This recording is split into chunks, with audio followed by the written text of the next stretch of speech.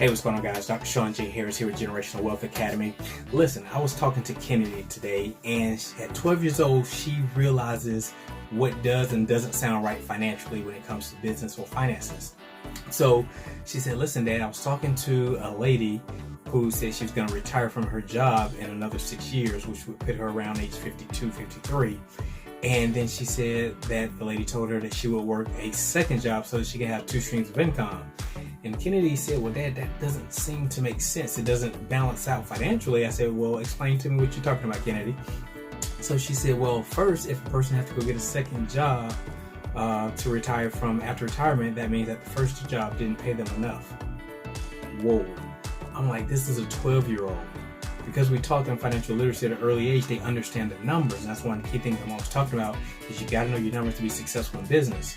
So I said, Kennedy, you're absolutely right. I was just wanting you to explain to me how you viewed it in your perspective.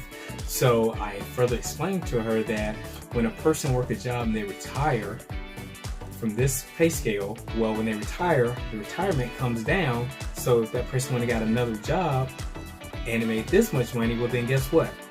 If you stack that on top of that, it's still going to be less than what the person was making on the very first job.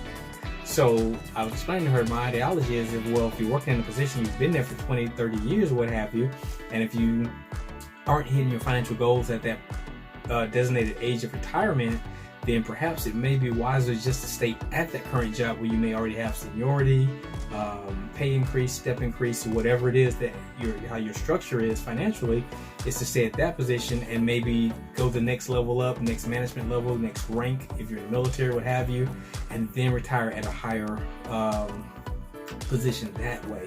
But it's just amazing to know that the things we're teaching our children at earlier ages about financial literacy and understanding economics, understanding entrepreneurship, how they can see at their current ages how they can lay out the blueprint for their future. So it's critically important to teach your kids and your grandkids about financial literacy at a very early age so they can understand the numbers and make sure that the numbers make sense.